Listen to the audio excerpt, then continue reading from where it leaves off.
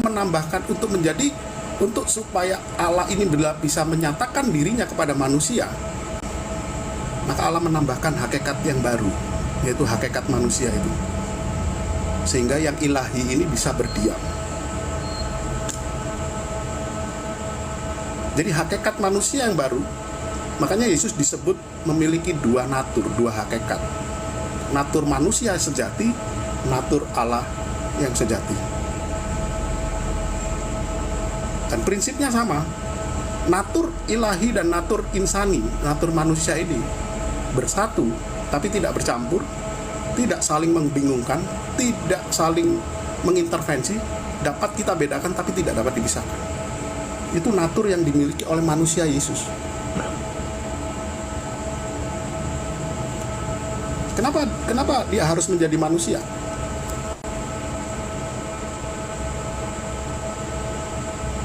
Jadi itu pertanyaan.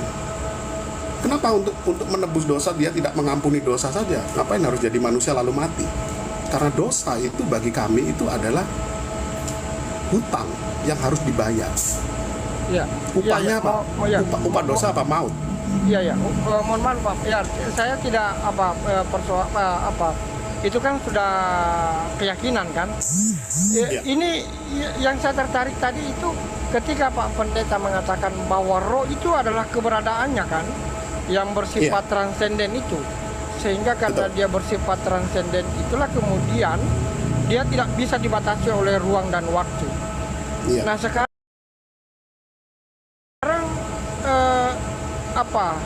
manusia ini Yesus kan begitu. Itu tadi Pak Pendeta, karena besar kasih karunia Tuhan maka dia berikan anak tunggalnya ya, mengutus anak tunggalnya. Pertanyaan saya Pak Pendeta, apakah Yesus ini yang diutus melalui karena firman itu tidak bisa disebut juga sebagai satu keberadaan?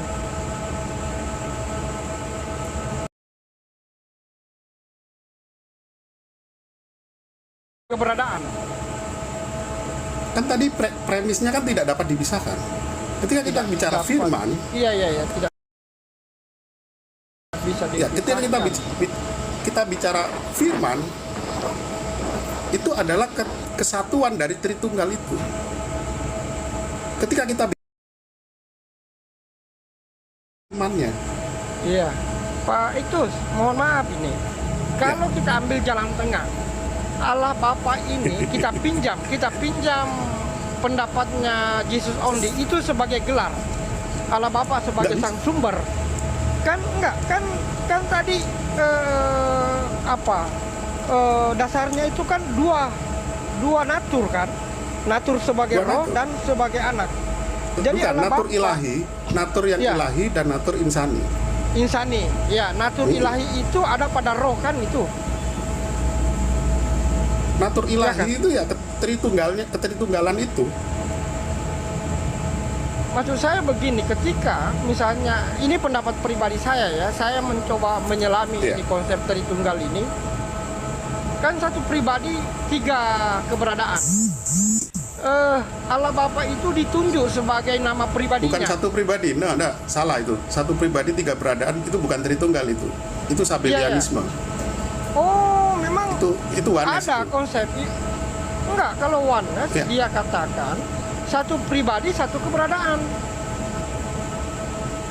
Jadi pribadinya dia bisa jadi Bapa, dia bisa atau bagaimana itu ya? Saya yang kurang paham. Ya, saya mungkin yang agak kurang nangkap. Sebab penjelasan teman-teman GO itu. Izin ya. Pak Ignatius ya. Izin sedikit ya. Jadi begini ya kawan. Jangan dulu Pak, ini minta maaf. Jangan dulu supaya ini Pak Sikonori ini jangan bingung gitu. Jadi satu aja nanti beda-beda lagi, bingung lagi gitu. Enggak apa-apa Bu. Biar teman-teman yang lain juga mungkin ada yang mau ditambahkan. Bukan yang diterangkan Pak Pendeta sudah bagus, sudah lebih tepat. Tetapi saya membawa konsep yang standar saja dulu biar bisa kita pahami.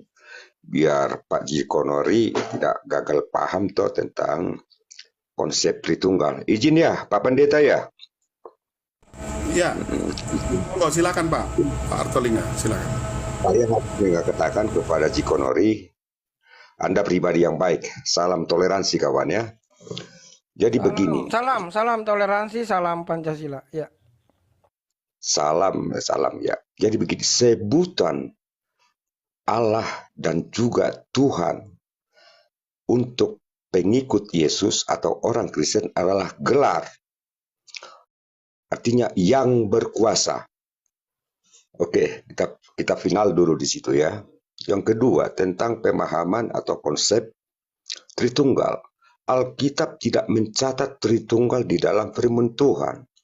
Tetapi kesepahaman daripada bapak-bapak gereja terdahululah yang sudah dikuduskan, menyepakati dan menyepahami konsep Tritunggal agar bisa orang yang membaca firman Tuhan yang ada di Alkitab bisa lebih memahami dengan cerdas. Oke, tentang konsep Tritunggal. Izin saya berkata ini, di dalam diri saya juga Pak, dan di dalam diri Bapak ada konsep Tritunggal. Mari kita turunkan Pak ya, biar kita pahami. Bapak ada di rumah. Bentar Pak. Memang mungkin kayaknya mesti Pak Iktus aja deh Pak. Oke. Bapak biar di mute dulu, kita dengerin aja Pak Iktus sama Ziko. Oke. Jadi nanti pemahamannya jadi beda-beda nih, pakai analogi begitu dan nanti jadi beda lagi nantinya. Gitu Pak. Siapa ya? Ya lanjut Pak Iktus.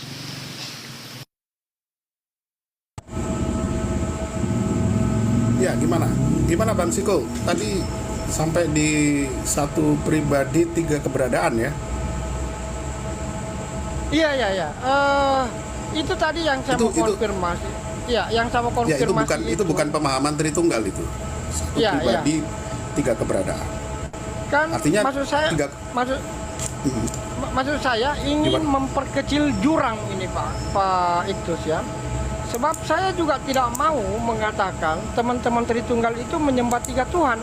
Tapi di sisi yang lain, ini logika yang mengatakan itu karena ketika dibangun satu hakikat 3 pribadi, itulah yang menjadi konsekuensi logik gitu loh, bahwa menyembah 3 Tuhan. Nah, beda halnya misalnya kalau dibangun suatu logika ketuhanan satu pribadi 3 keberadaan. Saya nggak menggunakan 3 hakikat, sekalipun keberadaan itu sama dengan hakikat. Jadi ini apa namanya, simulasi saya. Jadi satu pribadi 3 keberadaan. Satu pribadi itu adalah Allah Bapa. Kenapa Allah Bapa? Karena dia sang sumber. Allah Bapa ini keberadaannya adalah roh. Roh itulah yang kemudian diartikan sebagai eksistensi Tuhan yang sifatnya transenden, yang tidak bisa dibatasi oleh ruang dan waktu. Nah, karena di iman Kristiani meyakini adanya 2 natur itu, maka Yesus inilah yang menjadi natur kedua itu sebagai manusia. Tetapi 2 natur ini bersemayam dalam satu diri pribadi. Yesus Allah Bapa gitu. Itu kalau seperti itu di mana kesalahannya itu Pak? Kalau salah banget Pak. Salah banget itu Pak. Salah besar itu. Oke ya. Ini Pak Iktus, mohon izin Pak Iktus, bentar. Mungkin Pak Ziko ini masih bingung antara hakikat dan keberadaan gitu. Jadi kadang-kadang suka ketuker ya. Banyak saya dengar sih emang orang Kristen juga bicara tentang hakikat dan keberadaan itu ketuker-tuker. Ada yang bilang ayat yang mengatakan Allah itu roh, dia bilang roh itu adalah hakikat Allah. Hakikat Allah itu roh. Itu keliru gitu loh. Jadi kalau hakikat itu seperti gini loh, saya tanya gini Bang Ziko. Bang Ziko itu kan manusia ya, Ziko Nuri ya. Betul ya, Pak Ziko ya? Ya, oke ya. Hakikat Pak Ziko apa hakikatnya? Iya. Hakikatnya manusia kan? Enggak, benar saya nanya. Jadi Bang Ziko disebut manusia karena pada dasarnya hakikat Bang Ziko itu adalah manusia. Begitupun Allah. Kenapa dia disebut Allah? Karena dia hakikatnya Allah. Jadi kalau kita bicara hakikat, ya kita bicara Allah. Allah itu sebagai hakikat. Terus saya tanya lagi, Bang Ziko itu keberadaannya apa Bang Ziko? Manusia Bang Ziko itu keberadaannya apa? Keberadaan manusia Bang Ziko itu adalah punya tubuh dan roh. Kalau trikotomi itu tubuh, jiwa, dan roh. itu bicara tentang keberadaan Bang Ziko. Tapi kalau bicara hakikat Bang Ziko itu manusia. Begitu juga Allah, hakikatnya Allah. Keberadaan Bang Ziko apa? Tubuh dan roh Bang Ziko. Itu keberadaan Bang Ziko sebagai manusia. Kalau Allah gimana keberadaannya? Keberadaan Allah itu adalah roh. Tapi rohnya itu beda dengan roh yang lain. Karena kalau bicara roh, ada roh, malaikat juga makhluk roh. Iblis pun makhluk roh. Tapi apakah dengan begitu malaikat dan iblis itu disebut Allah hakikatnya? Kan enggak kan? Makanya itu kalau dibilang hakikat Allah adalah roh, itu keliru. Karena yang roh itu bukan cuma Allah. Ada iblis, ada malaikat di sana yang roh juga. Tapi mereka itu bukan Allah. Hakikat mereka bukan Allah. Gitu loh Bang Ziko. Jadi keberadaan sama hakikat itu kita mesti bisa bedain gitu loh. Nanti kalau nggak bisa bedain, kecampur jadinya. Nah keberadaan itu ya seperti itulah kurang lebih kalau kita compare ke manusia ya. Iya, saya bisa memahami itu. Artinya memang kembali lagi ke konsep awal tadi Pak Iktus ya. Saya kira ini hanya karena persoalan perbedaan cara pandang. Saya memahami itu cara pandangnya Pak Faith tadi. Tapi saya juga punya cara pandang yang berbeda di dalam memaknai apa itu hakikat. Itu kalau kita buka kamus, hakikat itu adalah kenyataan yang sebenar-benarnya atau realitas yang sesungguhnya. Realitas yang sesungguhnya itu adalah kata lain dari substansi, dan substansi itu adalah keberadaan. Substansi itu adalah keberadaan. Ini cara pandang saya. Makanya saya di dalam melihat nama manusia itu sebagai generic name. Kemudian Sikonori itu nama pribadi, property name. Apakah manusia dan Sikonori itu adalah hakikat? Bukan. Karena saya sudah membangun argumentasi yang dimaksud dengan hakikat itu adalah kenyataan yang sebenar-benarnya atau realitas yang sesungguhnya. Bentar Bang Ziko, saya potong dulu. Keadaan realitas yang sebenar-benarnya. Ya hakikat kan. Hakikat Bang Ziko itu manusia karena realitas sebenarnya adalah manusia. Manusia. Itu realitas Bang Ziko sebenarnya manusia dan itu hakikat. Betul kan? Kalau keberadaan itu bukan substansi, itu adalah eksistensi. Tapi kalau bicara dengan Allah itu kita nggak bisa bilang eksistensi, tapi jadi Pak Iktus being ya. Ya bisa lah dibilang eksistensi. Keberadaan itu eksistensi, bukan substansi. Kalau substansi itu bicara tentang esensi atau hakikat itu sendiri. Jadi jangan terbalik nih Bang Ziko. Substansi itu adalah hakikat, bukan keberadaan. Keberadaan itu eksistensi. Gitu loh Bang Ziko. Iya, menarik ini. Coba Pak Iktus, silakan Pak Iktus ya. Oke.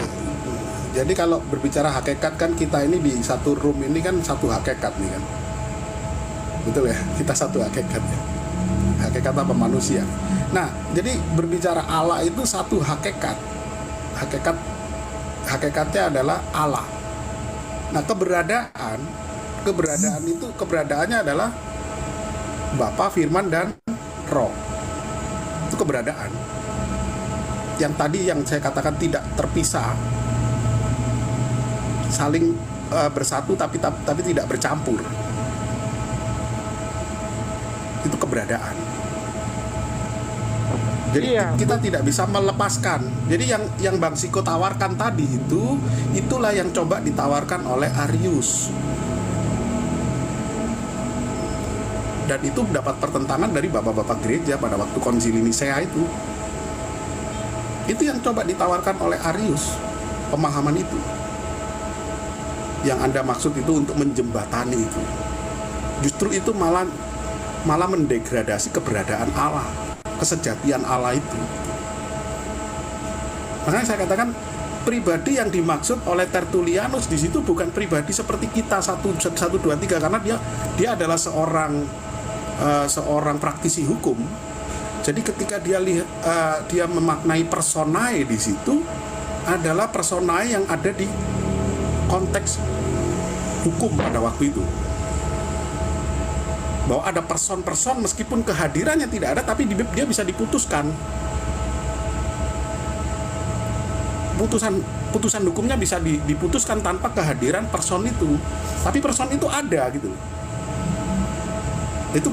Itu dalam sudut pandang Tertullianus membuat formula una substantia tres persona itu. 3 pribadi 1 hakikat itu. Nah, itulah yang kami maknai dalam ketritunggalan. Jadi Allah itu bukan terdiri dari Bapa, Firman, dan Roh Kudus, bukan.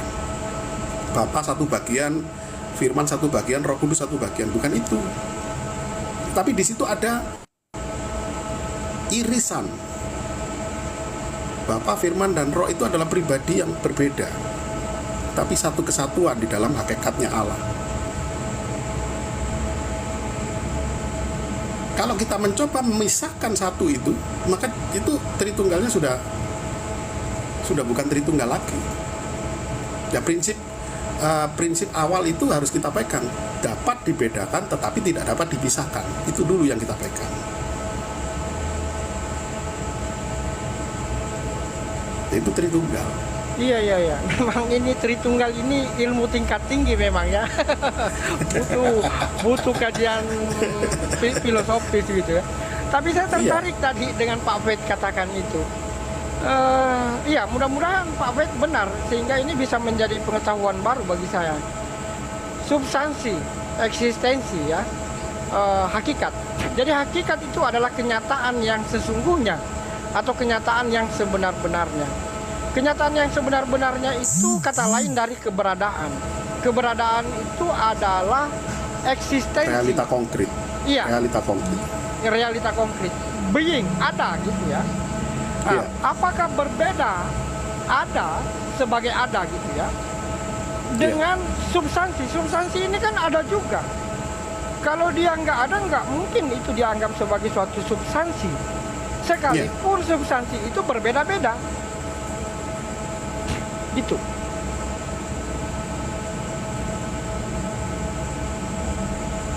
Jadi menurut saya substansi itu maknanya sama dengan eksistensi. Eksistensi itu maknanya sama dengan keberadaan.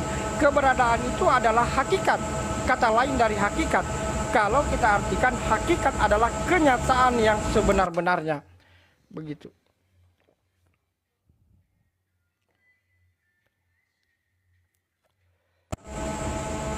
Jadi Allah itu keberadaannya satu. Iya. Hakikatnya bisa, satu Pak. kan, substansi. Enggak. Keberadaannya nggak bisa satu dia, Pak. Keberadaannya nggak bisa satu karena dogmanya itu dia dua natur. Loh, Sehingga kita jangan bicara ini dulu. Kita bicara Tritunggal dulu, jangan bicara ini apa itu jangan inkarnasi dulu. Oh gitu ya. Iya, kita bicara Tritunggal dulu, hakikat Tritunggal dulu. Inkarnasi ini kan eksistensi Firman menjadi manusia kan. Bedakan manusia Yesus Kristus dengan yang Tritunggal ini gitu loh. Kita bedakan ya, bukan kita pisahkan, kita bedakan dulu. Bagaimana Firman, Bapa, Firman, dan Roh Kudus ini satu kesatuan yang tidak terpisahkan. Itulah keesaan Allah itu. Tapi kita bisa bedakan berdasarkan apa? Berdasarkan apa yang dia lakukan. Iya. Realitasnya gitu kan. Realitas yang, realitas. Iya. Realitas. Dia menyatakan dirinya itu. Ketika dia menebus manusia dari dosa, Allah ini mengutus firman-Nya. Yohanes 1 ayat 1 kan pada mulanya adalah firman. Firman itu bersama-sama dengan Allah. Dan firman itu adalah Allah. Bersama-sama itu kan itu dari kata prostonteon. Prostonteon itu berhadap-hadapan seperti kita nempel di cermin itu. Jadi itu bahasa kalau dalam teologi Tritunggal itu adalah perikoresis. Jadi firman itu ada di dalam Allah, saling mendiami. Tapi firman ini adalah hakikatnya Allah. keberadaannya. Begini, iya, coba saya lagi Pak ya. Ya, saya Ya. berangkat dari itu. Pada mulanya adalah firman, ya kan? Firman ini bersama-sama dengan Allah, artinya dia tidak terpisah. Makanya, Tidak terpisah kan? iya, konklusinya firman adalah Allah. Jadi Allah ini itu sebagai satu pribadi. Pribadi ini kemudian terdiri dari dua roh dan Terdiri lagi. Oh, iya, jangan pakai Narasi terdiri. itu tidak bisa. Iya, Tidak bisa jangan dipakai. pakai terdiri. Bukan terdiri. Allah Bapa itu keberadaannya adalah roh. Tapi roh ini kan dia juga berinkarnasi menjadi manusia. Ya kan? Yang berinkarnasi siapa? Yang berinkarnasi apa? Bapa apa Firman? Firman. Firman, kan? Bukan Bapa. Iya. Iya, bukan Bapa. Firman yang menjadi manusia kan? Iya, Yohanes Iya. 1 ayat 14 kan. Iya. Bukan juga roh yang menjadi manusia. Bukan Bapa yang menjadi manusia, tapi Firman yang menjadi manusia. Memang ini luar biasa ini. Ilmu tingkat tinggi ini. Untuk memahami ini memang aduh ya. Memang orang-orang harus cerdas ya. Kita harus setia pada teks dan konteks, Bang Ziko. Jadi Iya, jangan teks sampai dan konteks. Alkitab ini jadi jangan ayatnya berkata firman menjadi manusia, kemudian diubah menjadi roh menjadi manusia. Itu sudah salah. Kaidahnya tidak boleh. Iya. Saya Kaidah- tidak mengatakan roh menjadi manusia. Firman yang menjadi manusia. Kan firman bersama-sama dengan Allah. Berarti Dan Allah firman adalah itu adalah Allah. Firman itu adalah Firman Allah. itu adalah Allah. Iya, firman Hakikat menjadi ya, manusia, berbicara iya. hakikat. Iya. Hakikatnya Allah. Firman itu hakikatnya Allah. firman hakikatnya Allah. Firman hakikatnya roh. Boleh juga begitu Pak Itus ya? Keberadaannya bukan. adalah roh. Allah Bapa keberadaannya adalah roh. Allah Bapa Bapa, hakikatnya Allah. Firman juga Allah. firman juga Allah. Keberadaannya roh. Keberadaan Allah itu roh. Roh, ya. Roh inilah yang dianggap bersifat transenden gitu ya. Tidak dibatasi oleh Iya. ruang dan waktu. Ya, nah, yang roh ini yang mana? Ya ketiganya itu roh. Bukan Bapa itu roh, Yesus, Firman itu roh, Roh Kudus roh. Ada 3 roh. Salah itu. Iya, enggak. Saya paham itu. Ya. Berarti yang roh itu apa? Allah kan? Allah itu roh. Nah, kesalahan JO adalah Bapa itu roh, Firman roh, Roh Kudus roh. Ada 3 roh di situ. Kamu menyembah 3 Allah, itu salah. Yang Allah, yang roh itu apa? Yohanes 4 ayat 24 itu roh. Allah itu adalah roh, bukan Bapa adalah roh. Jelas sekali di situ Allah itu adalah roh. Nah, berbicara Allah ini apa? Ketritunggalan, Bapa, Firman, dan Roh Kudus. Iya. Itu Iya, ya. luar biasa. Iya, luar biasa saya. Ini melatih apa? Cara berpikir yang Cara berpikir. Iya. Iya, melatih cara berpikir yang Presa posisi kan kita Iya. mau membangun presa posisi dulu. Itu Iya. dasar daripada sebuah filosofi. iya. Tanpa presa posisi yang benar, filosofi kita liar. Liar, benar. Iya, luar biasa Pak Iktus, teman-teman semua, Ibu MKD, Pak Refum ini, Pak Derindra, host. Izin turun dulu ini, udah masuk waktu sholat isya di Iya. tempat saya ini, mau makan malam juga. Oke, Ya, sama-sama. Pak. Thank you. Sama Iya, Bang Ziko. mudah-mudahan sebentar masih buka saya naik lagi. Ya, terima kasih banyak Saya ini. juga Iya. pamit. Iya. Terutama sama Pak Iktus ini, luar biasa pencerahannya, ilmunya, kita Iya. sudah berbagi, bertambah Lepas pengetahuan. jumpa Pak Itus nanti minta baptis. Ah, ya, oke. Nah, itu Ya, itu ya. hanya kasih karunia itu. Iya, kasih. Ya, oke. Oke, Bang Ziko, terima Iya. kasih, Tuhan berkati ya. Ya, selamat malam, Tuhan memberkati. Ya, terima Shalom. kasih, Bang Ziko. Shalom.